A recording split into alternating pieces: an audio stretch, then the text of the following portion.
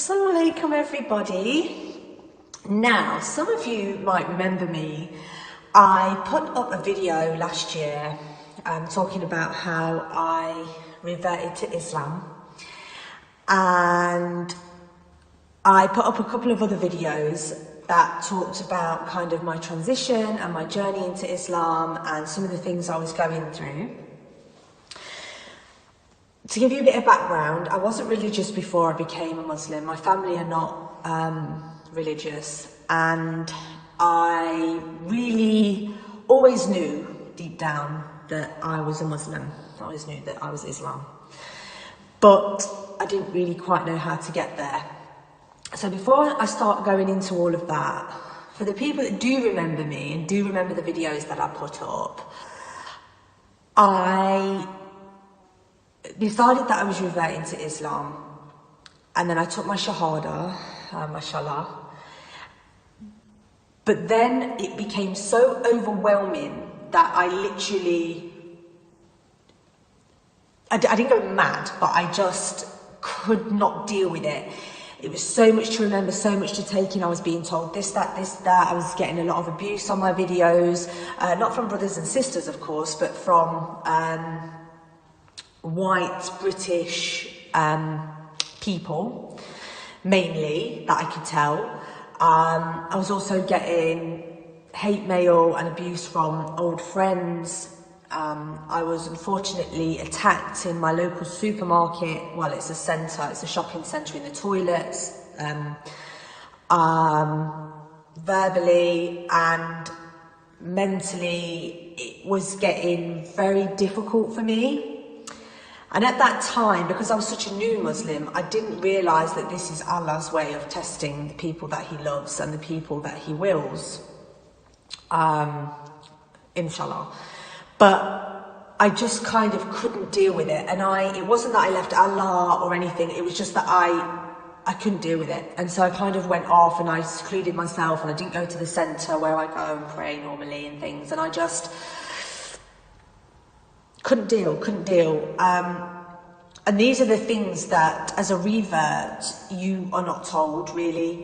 You're not told. And I felt alone and I felt sad. And some of the sisters did keep messaging me and did keep trying to get to me, and I just blocked them on WhatsApp and everything because I just couldn't deal. I could not deal.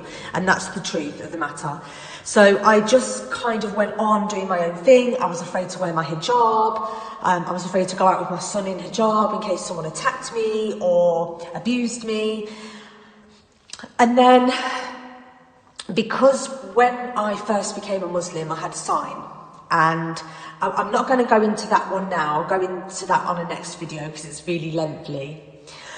But what happened is, so I kind of almost strayed away from Islam, which is bad. Allah forgive me, it's bad. But I think Allah knows, I hope Allah knows, and you know, inshallah, my intentions were always good and pure.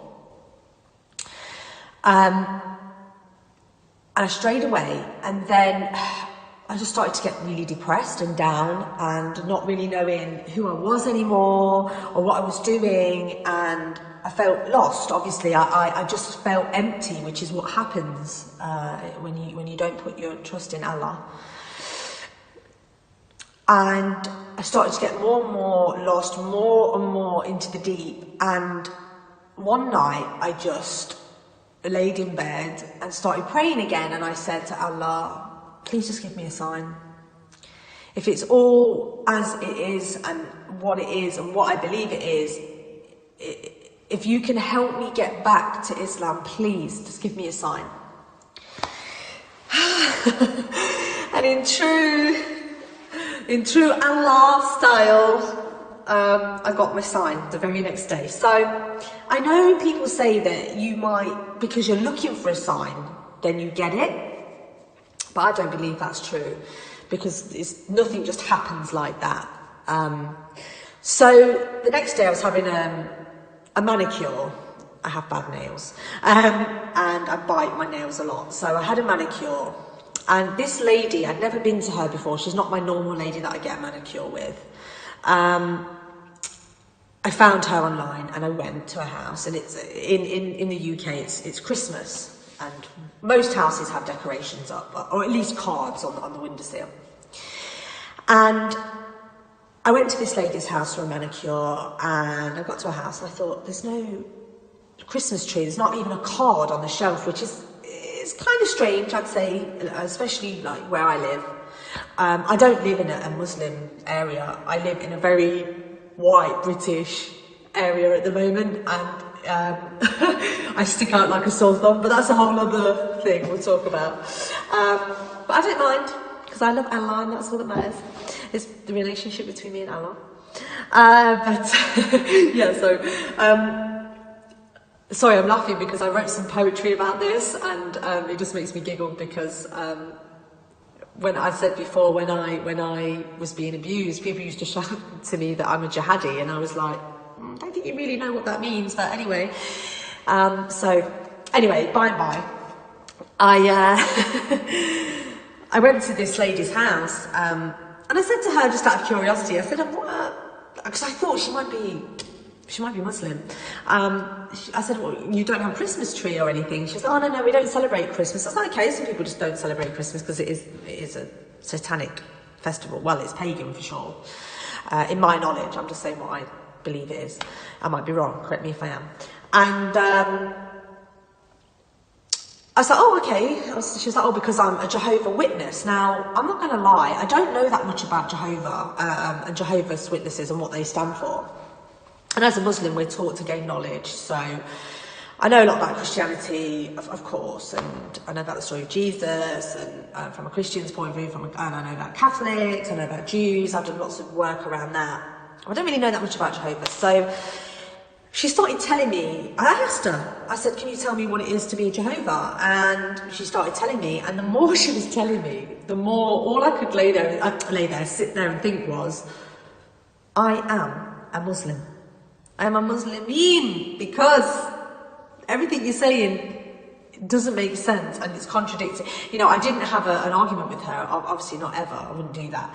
But I was just nodding and agreeing and, you know, just listening, and, you know, I asked her, so where does the Prophet Muhammad come into this?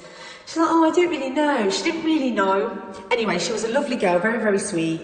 Certainly don't have any bad vibes from her, but it just made me realise, sorry, there's a crack of, well, I'm not sorry because it's beautiful, the sun's out, but it's just right, I'm trying to stay out of the crack of the sun, but thank you Allah for the sun, it's beautiful.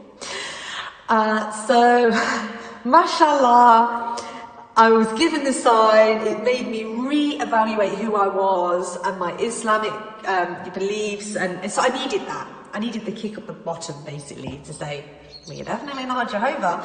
So inshallah, I'm here, I'm loving, regaining the happiness and the strength that I need. I've been through my test, I feel I've come out stronger, and we're always getting tested.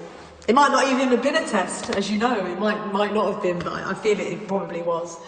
So, yeah, and I dream a lot, I have dreams, and I believe that Allah has given me signs in my dreams. And I used to have this dream that I was walking down this street. It's a street in town, and I always walk down the street and then I'd go into a building and I never know where I was. There was always people in there. It wasn't a nightclub or like a shop, but I was just always in there, and then I never really knew why I was in there. And I was in bed the other night and I was thinking about this reoccurring dream. I think I've had it like 3 or 4 times. And it just, the penny dropped for me last night. I realised where I was. I was at the centre, going into the centre in town that I don't even think existed when I first started having this dream. And it's essentially the mosque, but it's called the City Retreat, and it's open for all, anyone can go there, you don't have to be Muslim. And that's where I was going, and the penny just dropped last night that's the building I was going to on Churchgate, which was the street I always used to walk down in this dream. And it's just, oh, mashallah, God is so great, you know. I don't know how more to explain it. So they were my signs, that was all I needed. Now I'm fully wearing hijab again, and I just didn't go out to wear hijab, so it wasn't that I wasn't wearing hijab.